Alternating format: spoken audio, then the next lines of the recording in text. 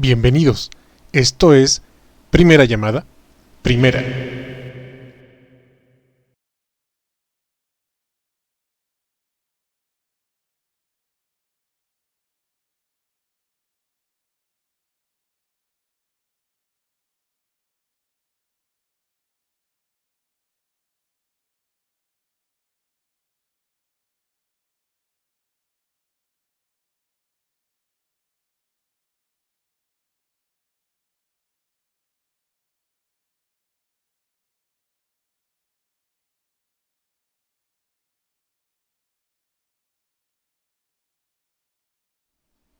Esto es Segunda Llamada.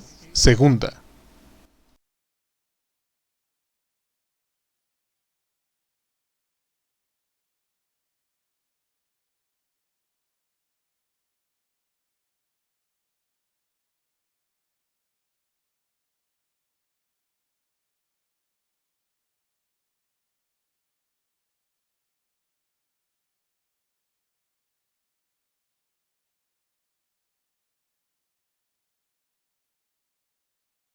Esto es Tercera Llamada. Tercera Llamada. Sean todos bienvenidos. Principiamos.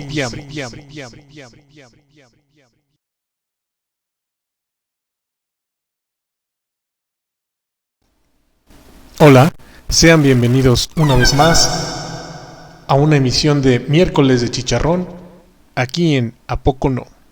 Presentado por Jazmín Deneb y Mario Alberto.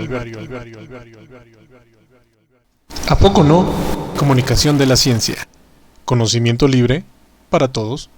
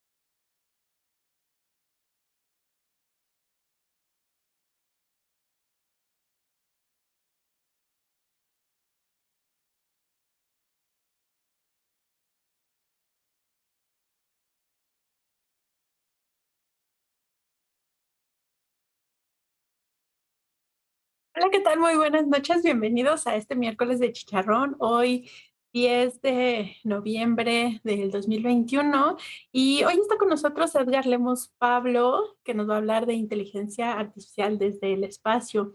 Pero antes de darle la palabra y comenzar con este chicharrón, quiero recordarles que pueden hacer todas sus preguntas en el chat de Facebook, tanto en el de ¿A poco no? Como en el de Ciencias Comunicación, la MAT, y también en el de Ciencias TV en sus diversas modalidades. Edgar va a hacernos una presentación de su tema y en cuanto termine vamos a retomar las preguntas que ustedes nos hayan dejado en el chat. Entonces, antes de comenzar, bueno, pues les enseñamos nuestra página. Pueden consultar ahí toda la información que nosotros tenemos. Les recordamos que estamos haciendo de figuritas con una impresora de 3D, que fue la más reciente adquisición aquí de parte de miembros de ¿A poco no? Y bueno, lo pueden consultar en la página y ahí está la información de contacto para que nos pongamos de acuerdo ahí de diferentes eh, estructuras, formas, tamaños, modelos y también se pueden hacer pedidos. ¿Ok? Eso es por una parte, y bueno, hay otro contenido que pueden ver en nuestra página. Seguimos con el curso de identificación de moluscos, ese es en línea, y también de manera, bueno, sincrónica y asincrónica. Se pueden inscribir a la segunda parte que empieza en enero. La primera parte empezó en el mes de septiembre. Sí, somos bien intensos, van a ser casi 7 meses de curso, pero queríamos ver todo lo de la parte de moluscos y ahí pueden ver toda la información. Finalmente, los invitamos a participar en nuestras diferentes redes sociales, a seguirnos en YouTube, Facebook, Instagram, Twitter, LinkedIn. Ahí estamos en todas esas redes sociales y por supuesto en nuestra página de internet. Los invitamos a que la exploren en todo momento. Y bueno, después de este comercial, porque recuerden que nosotros solitos pagamos todo, les recordamos que pueden ir a nuestra página de YouTube si se perdieron esta charla. Bueno, pues como les estaba comentando, el día de hoy está Edgar Lemus Pablo, que nos va a hablar de inteligencia artificial desde el espacio. Y antes de darle la palabra a Edgar, pues lo voy a presentar. Él desde hace 12 años trabaja con mapas y tecnología cívica, con estudios previos en ciencia, política y en manejo ambiental.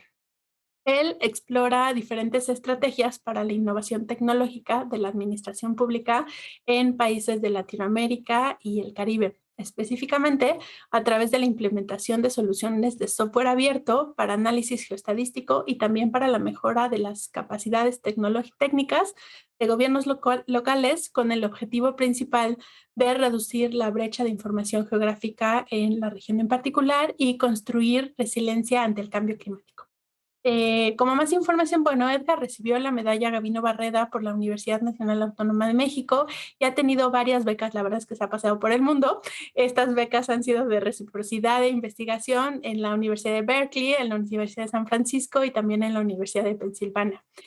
También ha sido ponente invitado en el Normal Leventhal Center for Advanced Humanities and del Massachusetts Institute of Technology. Y cada vez que lo en inglés me doy cuenta que tengo que regresar a mis clases. Pues eso es todo por la presentación de Edgar. La verdad es que nos da muchísimo gusto que esté aquí con nosotros. La verdad es que lo hemos invitado, pero apenas se nos cuadraron los tiempos, tanto a él como a nosotros. Y bueno, Edgar, buenas noches, bienvenido y muchísimas gracias por estar aquí. Hola, buenas noches y muchísimas gracias por la invitación. La verdad es que también aprovecho para felicitarlos por la iniciativa. Es eh, algo que también yo quería hacer desde hace mucho tiempo porque me emocionan mucho todas las iniciativas de divulgación de ciencia y tecnología. Creo que justo ahora con la situación que estamos viviendo con la pandemia es aún más importante que haya este tipo de contenido en redes y que esté disponible para todos para que nos podamos enterar de lo que estamos haciendo y un poco también picar la curiosidad de las personas para que se involucren en estos temas. Sí, Em, está súper bien. La verdad es que sí invitamos a toda la gente que se una. Si quieren oír algún tema en particular, déjenos sus comentarios en el chat.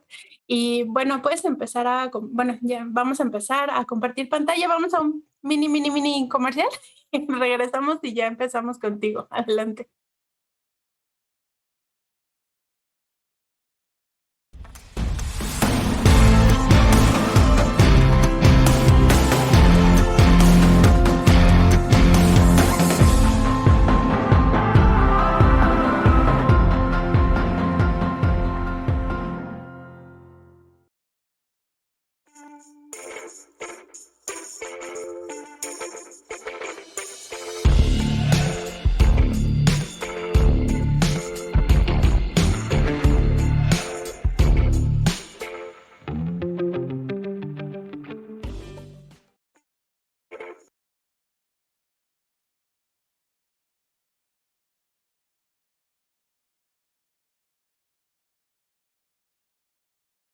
Listo, nada más un segundito a que se configure la presentación y ya la podamos ver.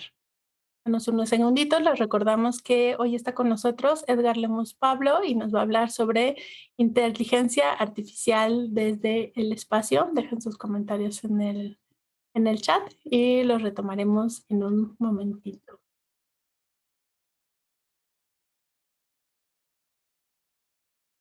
Listo. Adelante. Gracias. Gracias.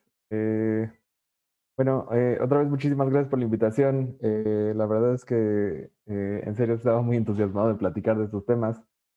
Son pocas las ocasiones que dedico a temas más de divulgación y comunicación.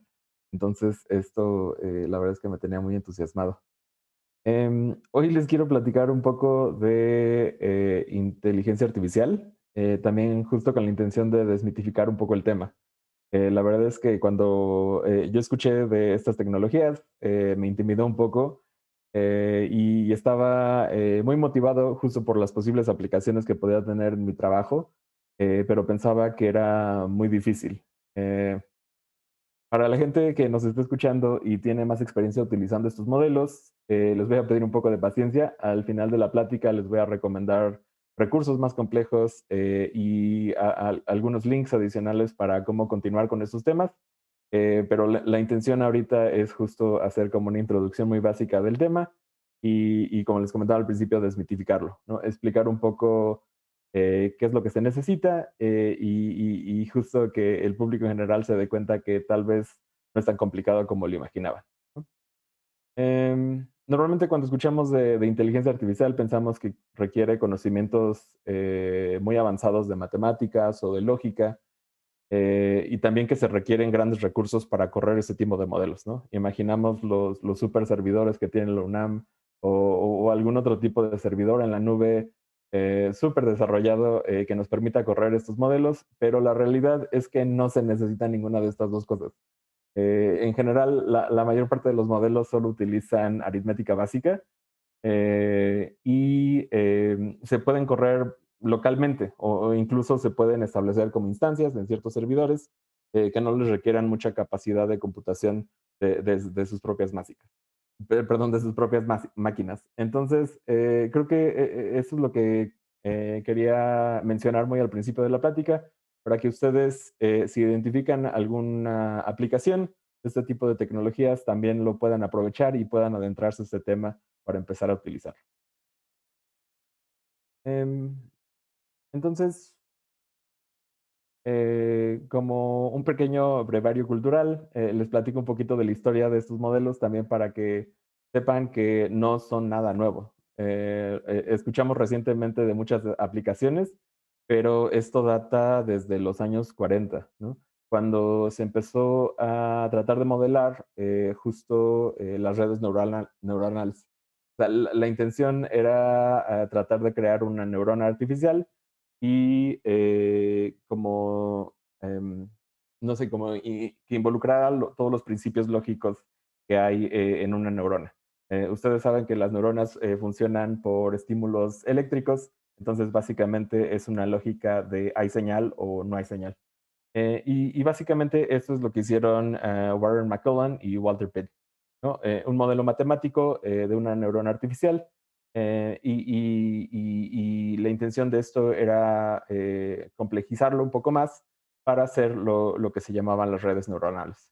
Entonces, básicamente se siguieron trabajando en estos temas por alrededor de 20 años y en los 60 se desarrolló esta máquina que ven ustedes en la parte derecha, que obviamente ven muchas conexiones y entonces por eso se le llama redes neuronales, porque básicamente se quería tratar de crear una máquina que fuera capaz de percibir o reconocer o identificar su entorno sin ningún entrenamiento o control humano.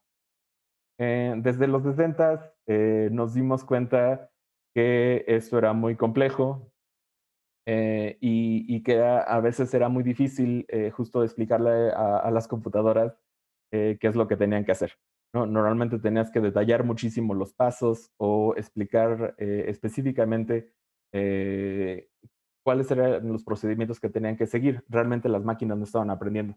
Pero desde ese entonces, la persona que ven en pantalla, Portman, justo pronosticó que eventualmente íbamos a llegar a un punto en el que íbamos a tener computadoras que pudieran aprender de estos procesos.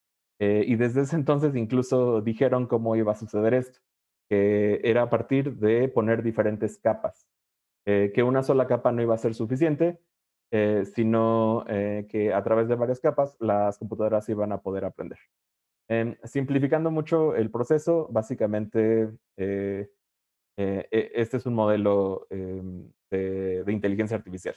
Básicamente tenemos ciertas variables que estamos alimentando hacia el modelo y también hay una serie de ponderaciones que nosotros básicamente son pesos a las diferentes variables que estamos asignando para decirle cuáles variables son más importantes o no, para que pueda inferir ciertos resultados.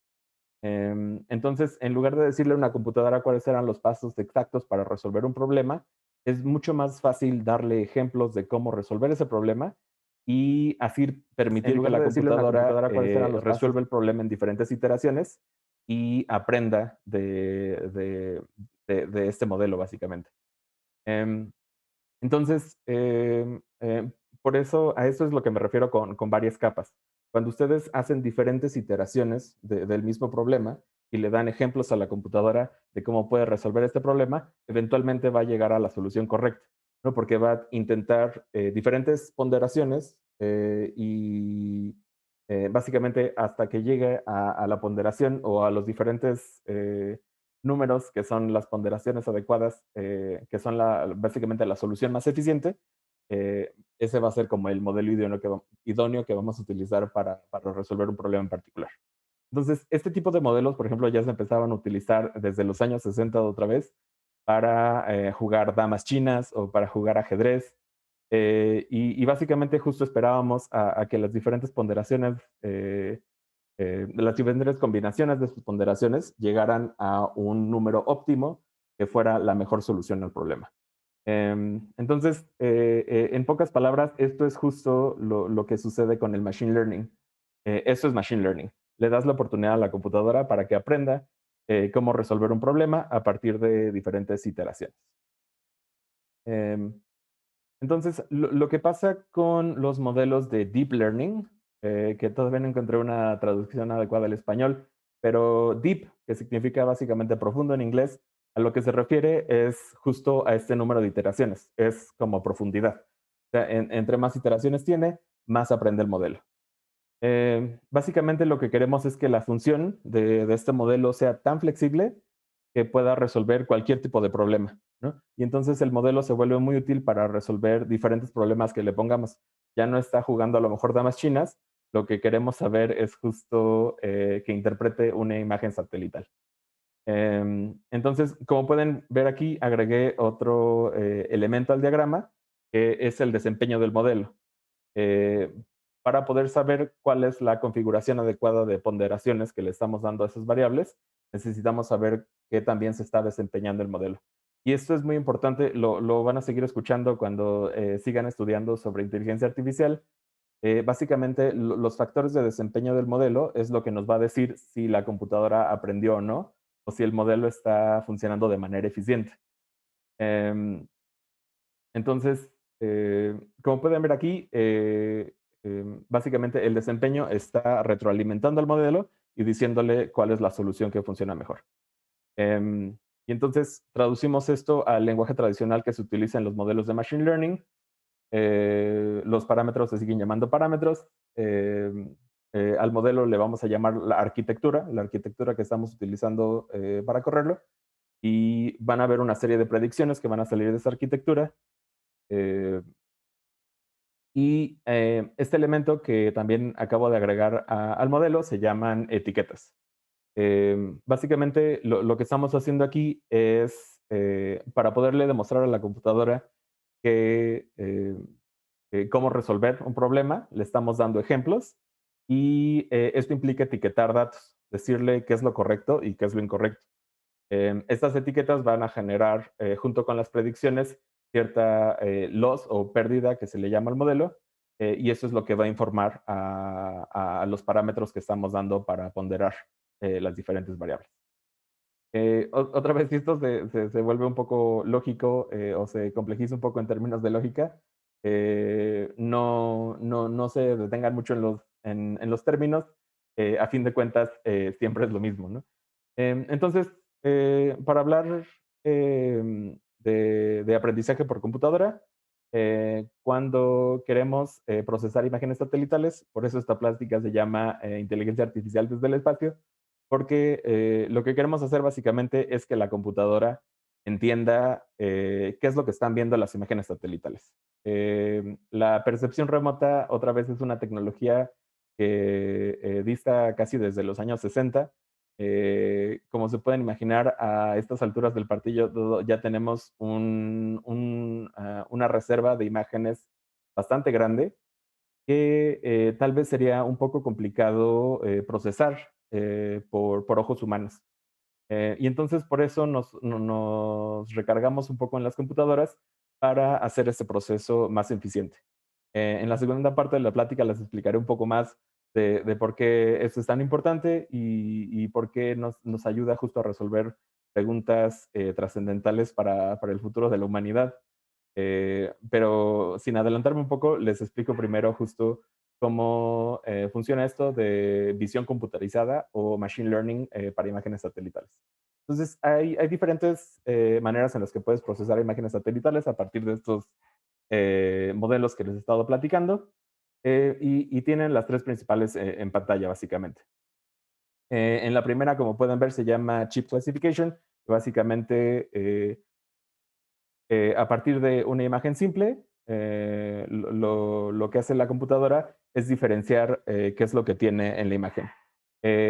A lo mejor esto les recuerda un poco de los captchas que ustedes resuelven cada vez que van a ingresar a su cuenta de correo o a su cuenta de redes sociales. Algunas veces la computadora justo les pide que verifiquen que ustedes son un humano, eh, para que no haya intentos para descubrir su contraseña, ¿no? Y entonces utilizan esa metodología que se llama CAPTCHA, que básicamente lo que estamos generando ahí es generar etiquetas para que la computadora pueda aprender cómo reconocer ciertos elementos. Entonces, normalmente les van a pedir que etiqueten bicicletas o automóviles, semáforos, y entonces toda esta información se vuelve etiquetas que entrenan a modelos para identificar elementos aquí.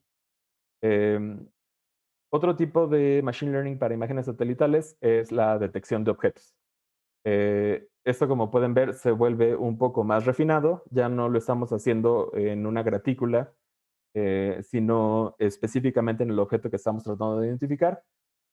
Y hay muchísimos elementos, perdón, muchísimos modelos que se usan para la detección de objetos. Por ejemplo, la detección de rostros, ahora que se utiliza tanto para etiquetar fotografías en Facebook o también para temas de seguridad, es un tipo de object detection. Y algo todavía un poco más complejo es la segmentación. Em, Esto es un proceso a través del cual podemos generar información adicional a partir de una imagen satelital. Justo como su nombre lo dice, estamos segmentando la imagen porque la estamos separando entre las diferentes partes que la componen. Entonces, a partir de etiquetas que básicamente le están diciendo a la computadora, estos píxeles corresponden a un automóvil, por ejemplo, que es el ejemplo que están viendo en pantalla, ¿no? Aquí lo que hizo la computadora es etiquetar todos los vehículos que están en esta imagen satelital.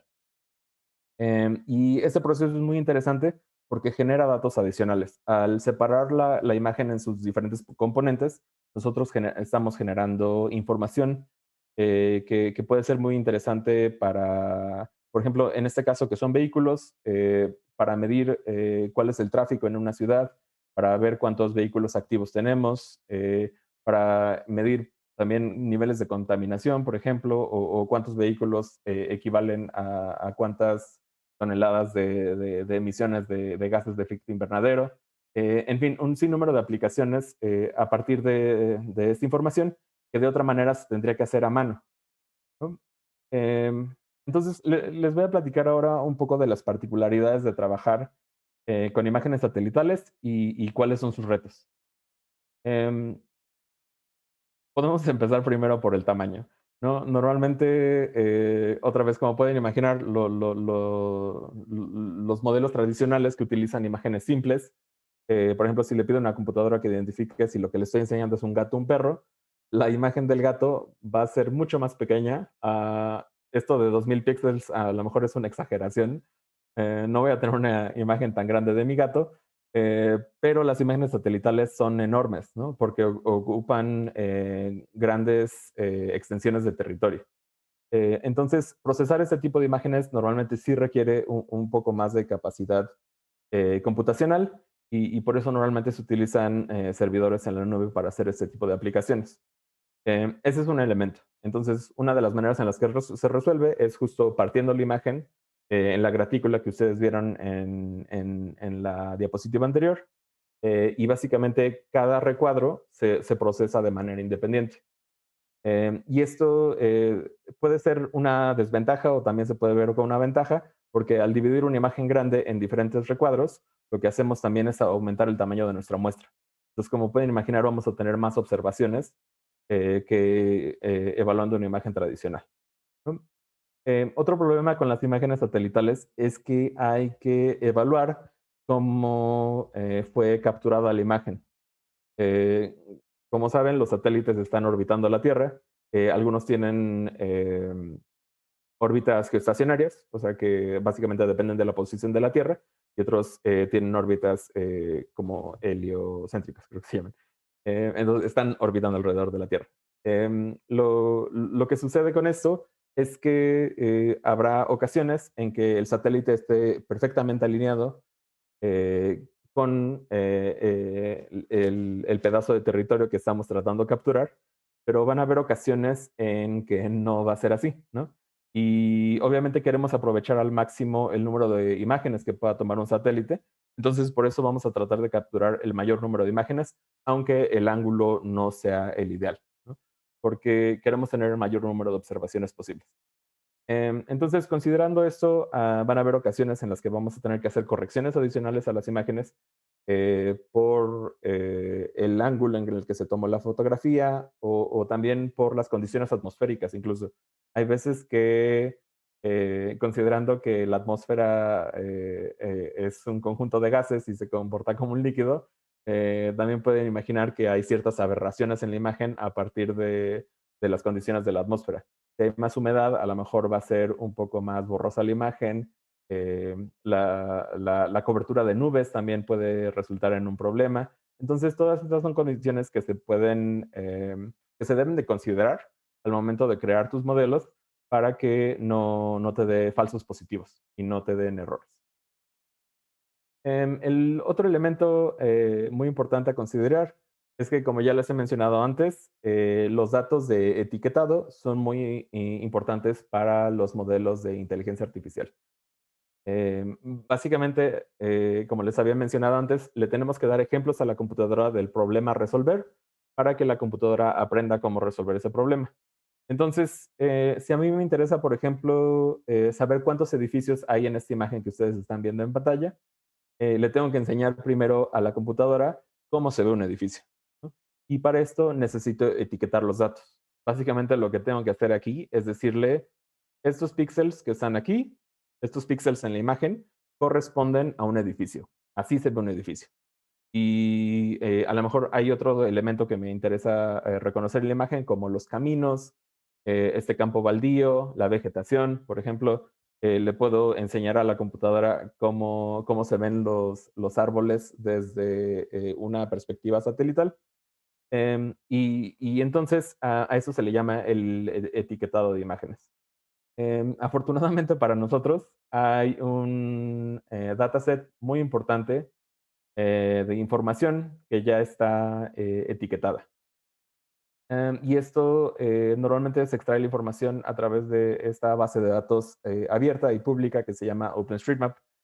En el caso de que no estén familiarizados con la plataforma, OpenStreetMap funciona como Google Maps, solo que todos los datos son abiertos y cualquier persona puede contribuir a ellos o descargarlos para usarlos para cualquier fin, básicamente, sin costo alguno.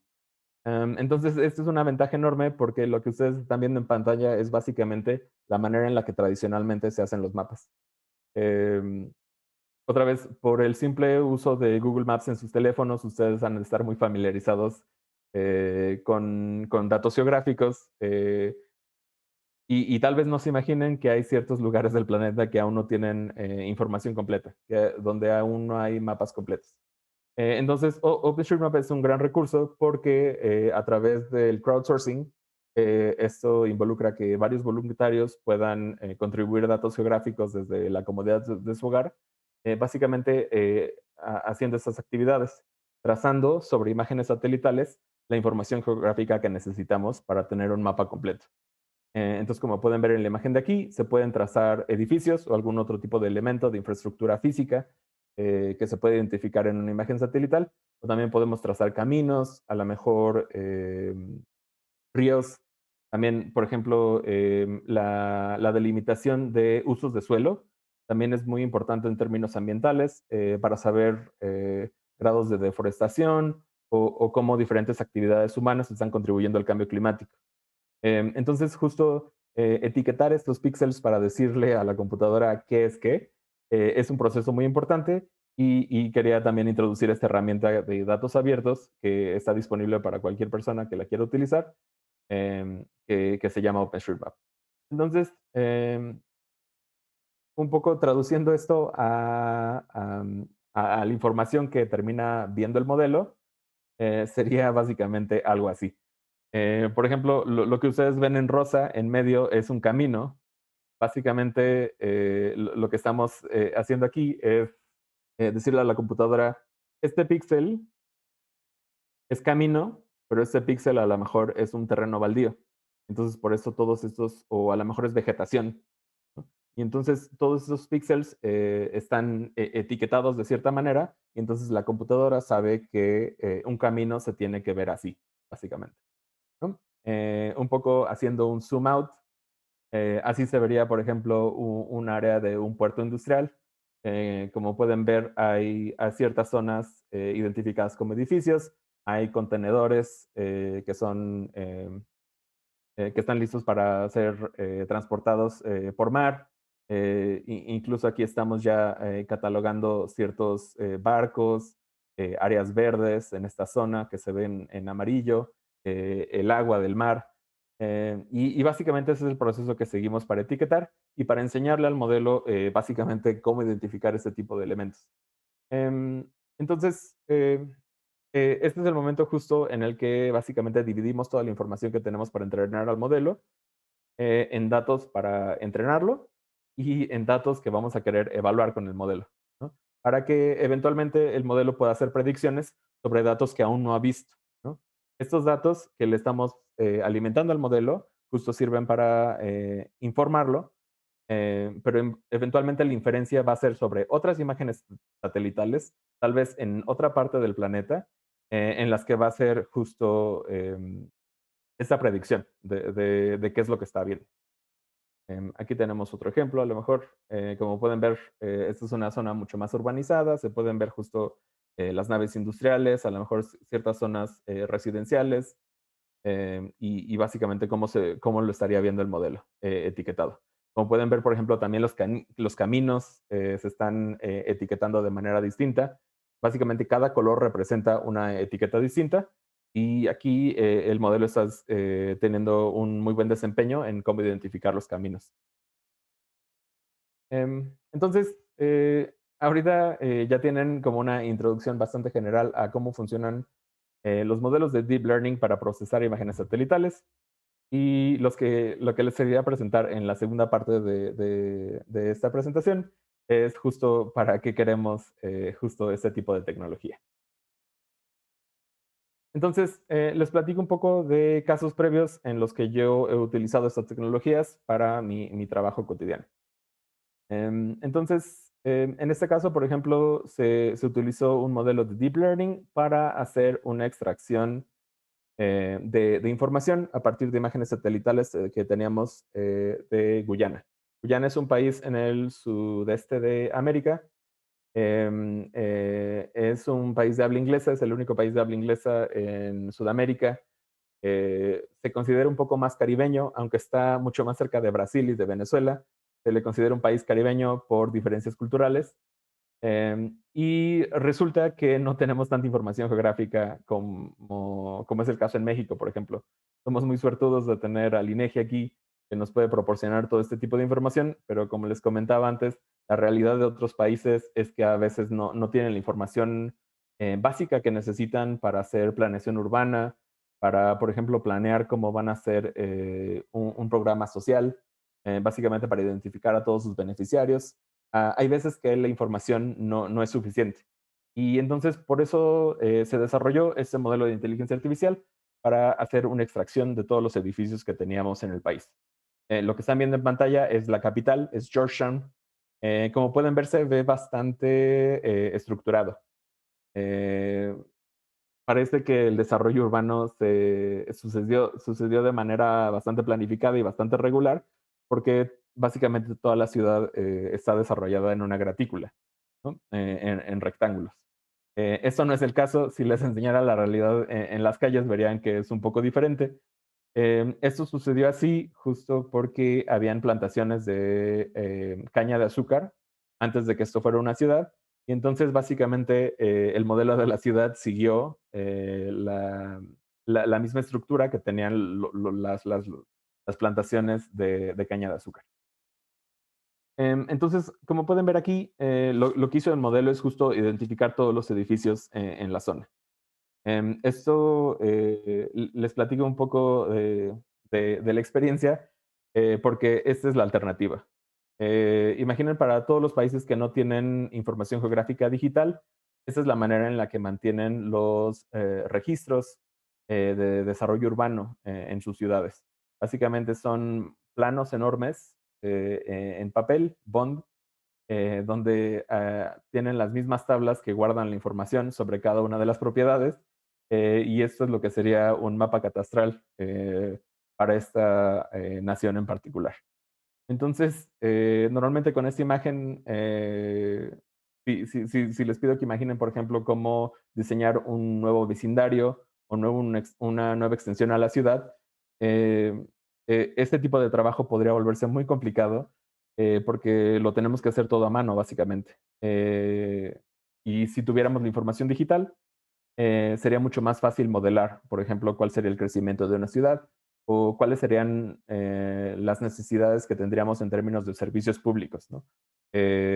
Evaluar, por ejemplo, el número de familias que tenemos viviendo en un vecindario nos podría decir qué tipo de infraestructura de saneamiento necesitamos, cuántas escuelas requerimos en esa zona, cuántos centros comunitarios, toda la información que requiere un centro urbano para desarrollarse.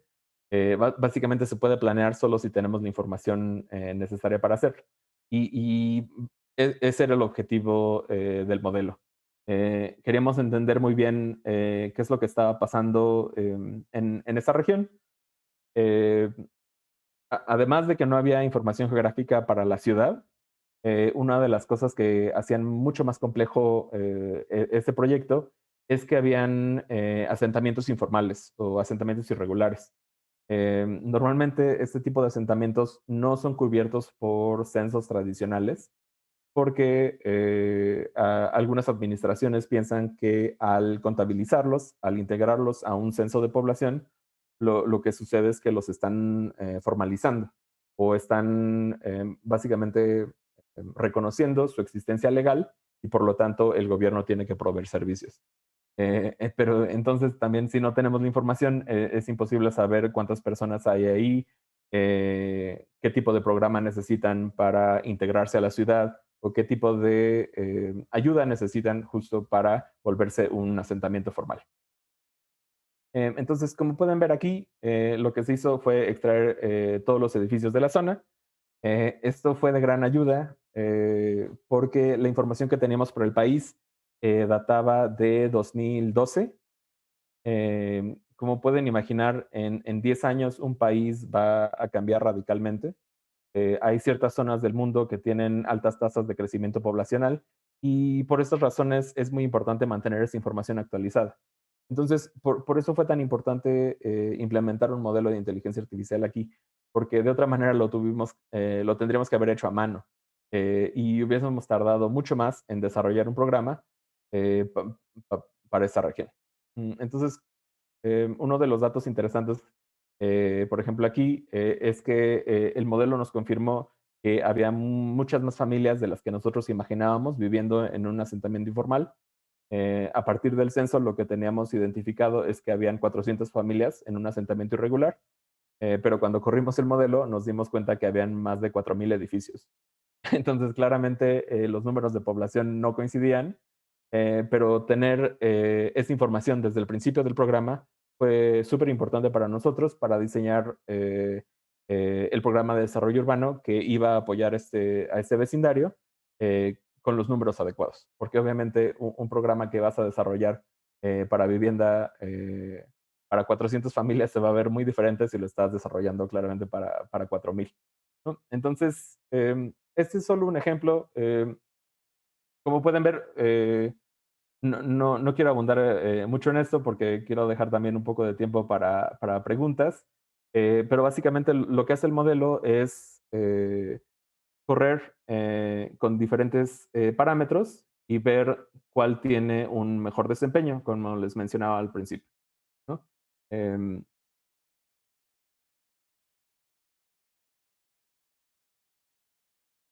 y ya para ir cerrando, solo les quiero platicar también un poco del potencial que tiene esta tecnología. Cuando ustedes ven una imagen, normalmente lo que estamos viendo es el espectro visible de la luz.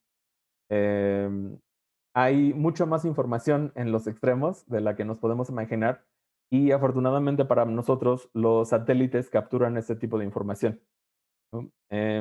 Entonces, lo que les explicaba antes de los valores en cada píxel, perdón, cuando les enseñé esta tabla que tenía todos los valores y les dije, estos píxeles que tienen otro color son un camino, básicamente lo que estamos viendo ahí, el valor en número es un valor en la escala RGB, que es básicamente rojos, verdes y azules.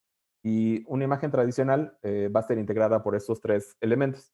Entonces, cuando ustedes descargan una imagen de satélite o cuando ustedes, por ejemplo, están viendo una imagen en Facebook, lo que están viendo es básicamente un valor en estos tres canales para cada píxel. Y eso conforma el espectro visible. La ventaja de las imágenes satelitales es que, como les decía, capturan mucho más que solo el espectro visible. Entonces, aquí les ponía algunos ejemplos de los satélites que tienen datos abiertos, cualquier persona puede descargar estas imágenes y todas las bandas o todos los canales de información que estamos descargando cuando descargamos estas imágenes. Entonces, como pueden ver, aunque, por ejemplo, estos satélites que ustedes ven abajo tienen muy buena resolución, tienen pocas bandas. Estos básicamente solo nos están dando una imagen en el espectro visible. Pero Aqua, Sentinel, Landsat, por ejemplo, están capturando imágenes en el espectro infrarrojo, imágenes en el espectro ultravioleta, y esto nos da muchísimo más información sobre lo que estamos viendo. Por ejemplo, el espectro infrarrojo se comporta de maneras muy peculiares cuando hay agua, porque el agua básicamente absorbe todo el infrarrojo. Entonces, por ejemplo, si queremos identificar una zona que tuvo una inundación o zonas que son inundables, tal vez nos estaríamos enfocando en esa porción del espectro para ver básicamente dónde no hay color. Entonces, eso nos diría básicamente las zonas que se inundaron. Entonces, como les comentaba, esto nos habla de un potencial enorme para la inteligencia artificial, porque lo que estamos haciendo es otra vez agregar capas al modelo. No solo tenemos esos tres valores en el espectro visible, sino que tenemos información adicional que también nos podría hablar de otro número de aplicaciones para este tipo de información. Entonces, por ejemplo, aquí tenemos, este es Perú y este es Trinidad y Tobago. Lo que estamos viendo aquí es luces. em, de noche. Básicamente es una imagen satelital tomada de noche y lo que estamos viendo solo es información de donde hay zonas urbanas o zonas industriales que están produciendo luz eh, y qué zonas tal vez están menos ocupadas poblacionalmente, donde hay más actividad económica. Este tipo de variables entonces otra vez se pueden integrar a modelos y nos pueden decir, nos pueden dar información sobre cuál es la actividad económica de una región, eh, qué tanto acceso hay justo a electricidad, y combinando otras variables podemos entender diferentes fenómenos en los países. Por ejemplo, incluso combinar esto con niveles de alfabetización, niveles de acceso a sistema educativo, y entender justo la realidad de un país para informar nuestros procesos de toma de decisión. Em, También hay casos muy interesantes de satélites que integran tecnología de radar, que entonces ya no solo estamos viendo una imagen, sino también básicamente estamos viendo ondas de sonido, que, bueno, no es sonido por la frecuencia, es más bien radio, pero básicamente el rebote de estas ondas lo que nos está diciendo es básicamente ciertos elementos de altitud. Entonces, esto también nos puede servir para pronosticar, por ejemplo, perdón, para identificar y para eventualmente inferir dónde está sucediendo el cambio urbano, cómo están creciendo las ciudades. Eh, con el monstruo que tenemos aquí en la Ciudad de México, yo creo que también se pueden imaginar qué tan difícil es monitorear cómo están cambiando nuestras ciudades al minuto. Y justo este tipo de modelos nos pueden ayudar para entender cómo se están dando estos cambios y actuar en consecuencia, actualizar nuestras políticas urbanas, actualizar nuestros programas de ordenamiento para controlar ese tipo de crecimiento, por ejemplo. Em, Esta es otra aplicación justo de Deep Learning para identificar zonas inundadas, que es de las últimas cosas que les quería comentar también. Yo utilizo mucho este tipo de tecnologías justo para complementar los datos de diferentes países. Cuando me toca trabajar en un nuevo lugar y hago como una exploración de los datos que están disponibles, hay ocasiones en las que los datos van a estar incompletos. No vamos a tener toda la información que necesitamos para a lo mejor pronosticar cuál es el riesgo en un área por tsunami, por huracanes, por terremotos. Es muy importante para la gestión del riesgo saber básicamente qué porcentaje de tu infraestructura está expuesta a un riesgo en particular, ¿no? Entonces, a partir de esos modelos podemos complementar la información de maneras mucho más rápidas que solo mapearlas a mano. Entonces, básicamente, este es mi interés profesional y personal en este tipo de modelos. Eh, Justo es lo que nos permiten, como pueden ver en este caso. Eh, por ejemplo, aquí estamos identificando justo zonas que se inundaron en el norte de Alabama, ¿no? Cuáles eran los cuerpos de agua antes y después de una inundación, y a partir de correr estas imágenes post-evento, o sea, después de la inundación, básicamente ver cuáles son las zonas que fueron inundadas, combinando esto, si se lo pueden imaginar con otros modelos, a lo mejor si hacemos una extracción de los edificios que hay en la zona, podemos incluso ver cuál fue el porcentaje de edificios afectados por la inundación, incluso podríamos calcular cuál fue el daño, básicamente cuántos edificios fueron dañados y entonces básicamente dar una mejor respuesta a la emergencia que tenemos presente. Entonces, básicamente, esa es toda la información que quería compartir. Como les dije al principio, quería dejar un poco de tiempo por si habían preguntas al final. Y solo compartir un parte de recursos por si el tema les interesa y quieren contribuir. Hay una aplicación que se llama MapSwipe que está disponible para teléfonos en Android y en Apple, para iPhone. Si ustedes las buscan en la página, la van a encontrar. Es una aplicación súper simple. Básicamente lo que ustedes van a hacer es como Tinder para imágenes satelitales. Van a hacer swipe o van a hacer tapping en las imágenes satelitales que contengan la infraestructura que nosotros estamos tratando de identificar. Es una aplicación súper amigable. Básicamente, niños de todas las edades incluso la pueden utilizar porque, por si también quieren invitar a sus primos, a sus hijos a utilizarla. Es un gran distractor.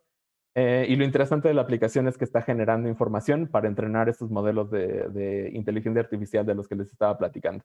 Básicamente, al decirle a la aplicación que recuadros de la imagen satelital contienen la información que nosotros estamos buscando, le estamos dando los datos que necesita para entrenar el modelo y que eventualmente lo pueda hacer solo. Y para las personas, como les comentaba al principio, que ya tienen mucho más experiencia en, en temas de inteligencia artificial, me gustaría recomendar Radiant Earth.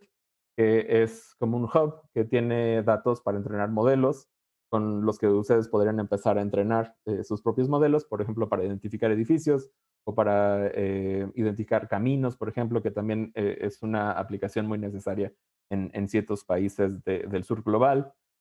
Fast AI es una librería de deep learning con la que yo aprendí a llevar todos estos modelos. Es extremadamente amigable. Todo el material está en línea. Hay videos en YouTube y al mismo tiempo todo el curso está estructurado en la página web.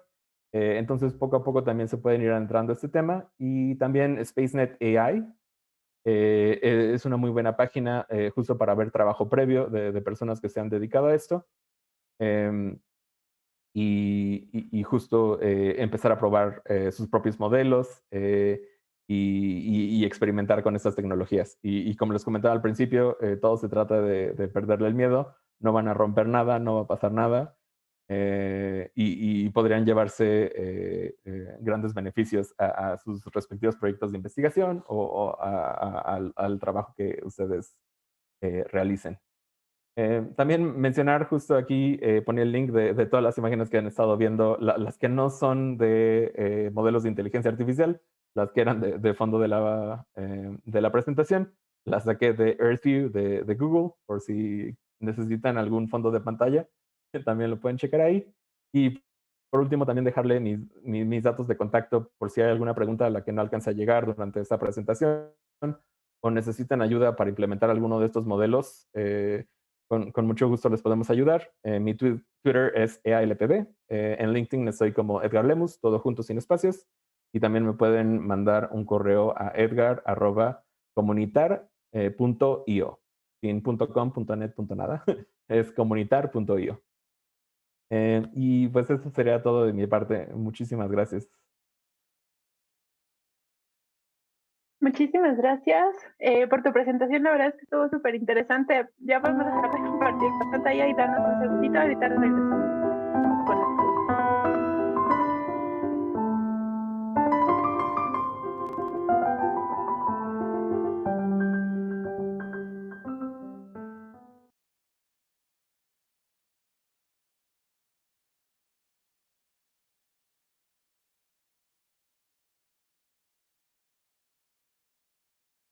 Perfecto, pues muchísimas gracias. Estamos aquí transmitiendo miércoles de chicharrón, por A Poco No, y por diferentes redes, por otras diferentes páginas como Ciencias TV y también por La Más Comunicación. Tenemos muchas preguntas y se las voy a ir haciendo a Edgar hasta que se nos acabe el tiempo. Muchísimas gracias a todos los que han estado dejando los comentarios y las preguntas en los diferentes chats. Entonces, nos preguntan si podemos usar las primeras imágenes tomadas por los satélites para hacer una comparación en el tiempo o si la calidad de las primeras fotos ya no es la adecuada y no podríamos. Em, O depende. Sí, no, exacto. Es una respuesta medio larga, pero justo es algo que se me olvidó mencionar. Qué bueno que lo escribieron en las preguntas.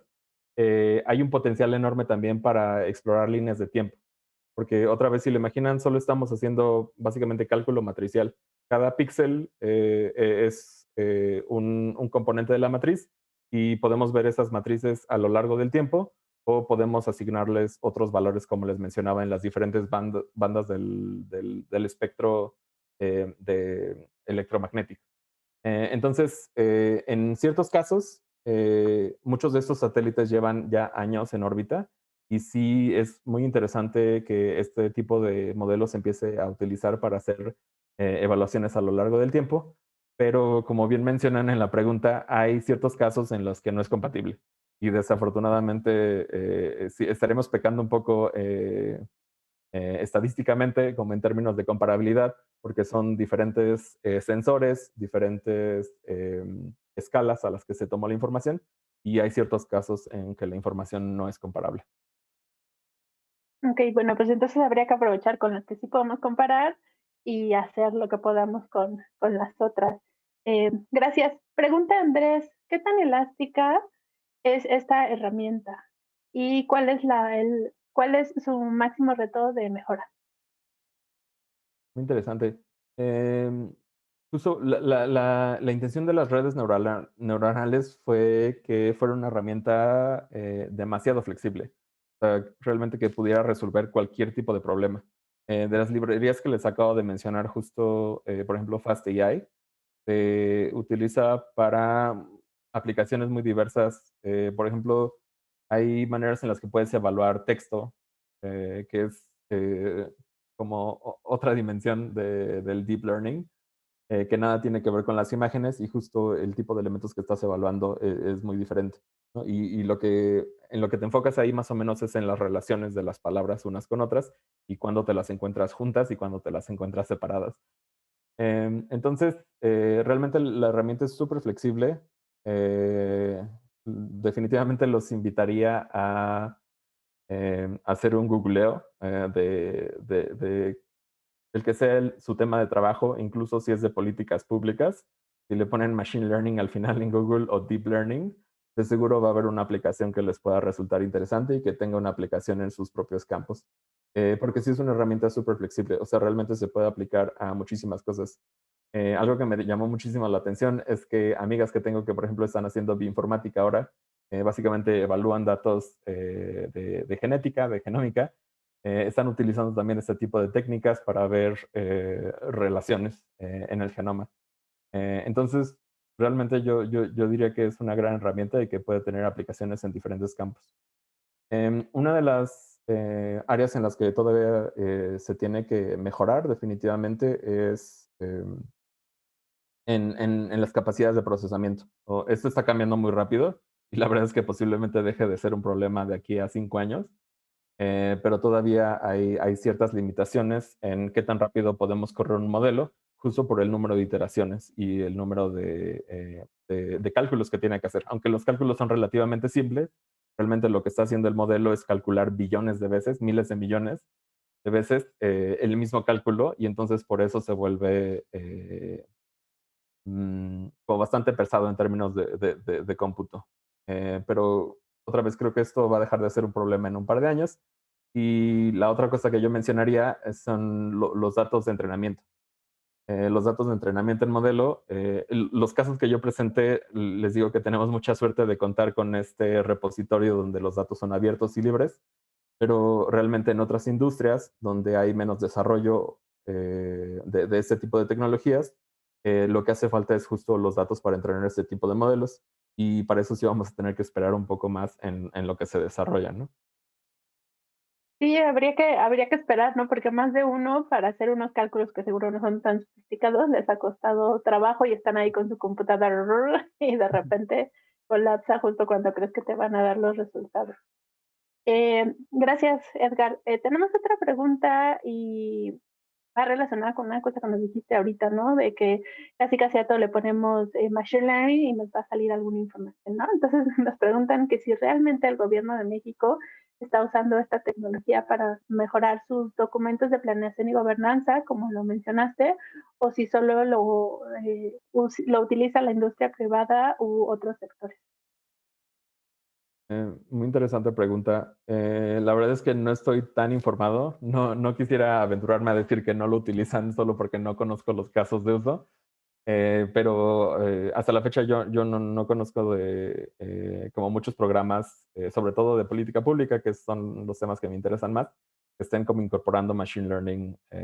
Me encantaría saber si alguien sabe de alguno. También los invitaría justo a que nos comenten por ahí si hay algún programa en particular que lo utilice.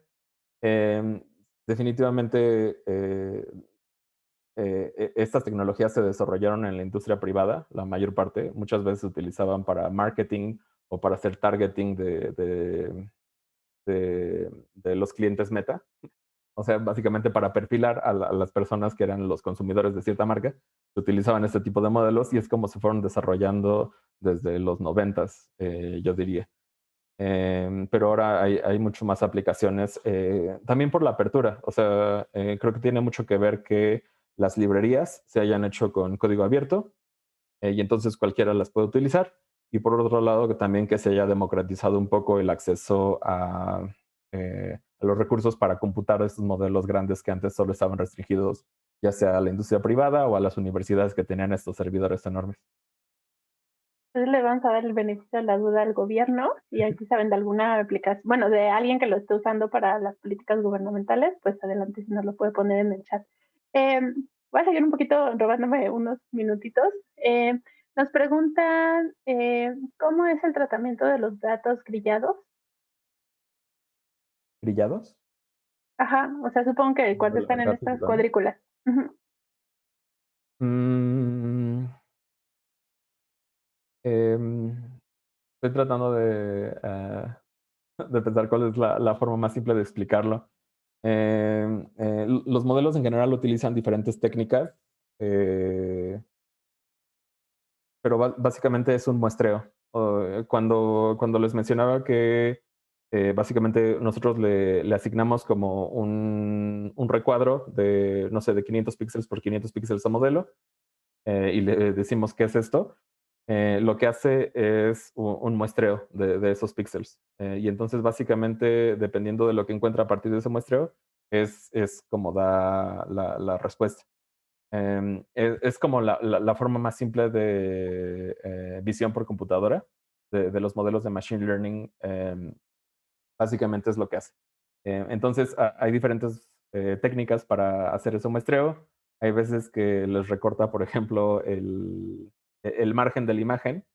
Extrañamente, eso luego ayuda en términos de interpretación, porque reduce las áreas donde se corta la imagen en esta gratícula. Y entonces, hay veces que la predicción se vuelve mucho más certera justo a partir de eso. Hay veces que hace un muestreo al azar de los píxeles, y dependiendo de esos valores, básicamente te da un resultado.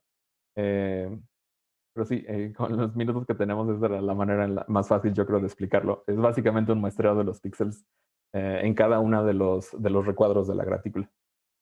Gracias por simplificarlo y perdón por presionarte con tu tiempo. Vamos con otra pregunta, es de Andrés. Si se pueden tomar información útil para identificar características del terreno de aplicaciones de juegos o deportes que usen OpenMap. Sí, muy buena pregunta. Súper interesante. Hay estos mapas, OpenStreetMap, aprovecho para hacer el comercial, justo nació a partir de datos de GPS de repartidores. Justo porque los datos geográficos tradicionalmente eran privativos, normalmente costaban mucho dinero, o incluso si los había generado un gobierno, los vendía. Era muy difícil para cualquier privado o para cualquier individuo acceder a estos datos. Y entonces justo OpenStreetMap nació en el Reino Unido y se dieron cuenta que diferentes como empresas de mensajería eventualmente estaban como completando el mapa de Londres, solo simplemente a partir de poner dispositivos GPS en las motos que llevaban todos estos paquetes alrededor de Londres. Entonces, justo para contestar la pregunta, sí, es muy útil justo que haya este tipo de aplicaciones o plataformas que agreguen datos geográficos de diferentes usuarios. Gente, por ejemplo, que le gusta correr y lleva su Garmin o su dispositivo GPS, gente que le gusta hacer ciclismo, por ejemplo. Esos datos son muy útiles justo para complementar al mapa y para generar la información geográfica que luego nos hace falta para tener como la película completa de estas zonas en las que queremos trabajar. Em, en términos de aplicarlo a los modelos, em, yo diría que a lo mejor se pueden utilizar como datos de entrenamiento para el modelo, también como les mencionaba, para etiquetar, sin tener que hacerlo a mano, para etiquetar los píxeles. Por ejemplo, vamos a saber que todas las trazas de GPS en general van a ir sobre un camino, ¿no? Porque necesitamos un camino para pasar por un lugar. Entonces, a lo mejor esa podría ser una aplicación directa y podría ser una buena idea intentarlo, justo utilizarlo como datos para entrenar el modelo. Está padrísimo cómo cada quien va manda su granito de arena y a partir de ahí, bueno, pues tenemos la información disponible para todos. Ahora sí, la última y nos vamos. Muchísimas gracias a todos por estar aquí. En el aprendizaje que tiene la máquina, agrega datos de deterioro o mejora en el terreno y lo identifican en el mismo píxel. Bueno, Em, Sí, es una aplicación de este tipo de los modelos. una implementación que se podría hacer del modelo, vaya. Por ejemplo, la diapositiva que les presenté sobre el cambio urbano, se puede aplicar lo mismo para ver deforestación, por ejemplo, o para ver a lo mejor los efectos de la minería. En ciertas zonas hay ciertos países donde esta información no es abierta y no sabemos justo dónde está sucediendo la minería. Entonces, este tipo de modelos justo se podrían utilizar para básicamente el modelo funciona mejor en situaciones donde tiene que identificar cambios en los píxeles, ¿no? Entonces, definitivamente es una aplicación y es una muy buena idea para utilizar este tipo de tecnologías. Perfecto, pues con eso nos vamos a despedir, entendiendo que la inteligencia artificial llegó para quedarse. Hay muchísimas aplicaciones y hay mucha información en línea para completar esto que nos platicó Edgar. Les pusimos en los chats los enlaces que nos compartió Edgar sobre los recursos adicionales para que los exploren si ya sabían algo sobre inteligencia artificial y el uso de los mapas. Y que les pueda brindar mayor información. Edgar, muchísimas gracias por estar con nosotros. La verdad es que nos gustó muchísimo tu plática y aprendimos bastante el día de hoy. Gracias a ustedes y gracias por el tiempo.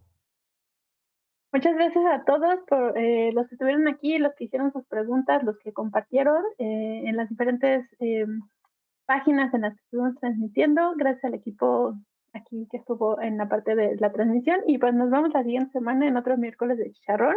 Vámonos a cenar, buenas noches y nos vemos pronto. Gracias.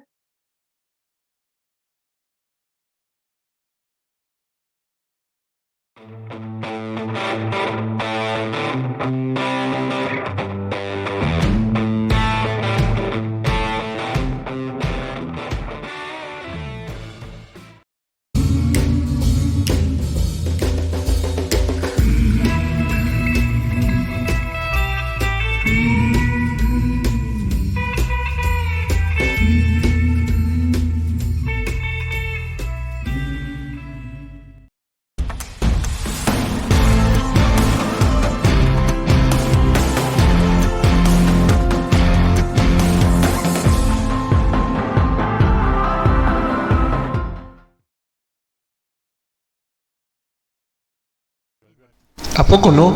Comunicación de la ciencia. Conocimiento libre para todos.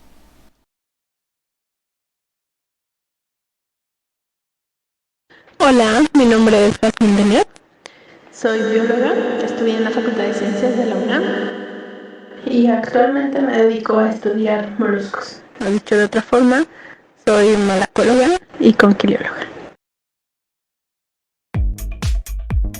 Hola, mi nombre es Mario Alberto. Soy físico por parte de la Facultad de Ciencias de la UNAM. Y pues estamos aquí haciendo una empresita que llamamos ¿A poco no? También estaremos en algo de radio o haciendo algo de radio. Espero sea de su agrado. Será totalmente en vivo. Gracias.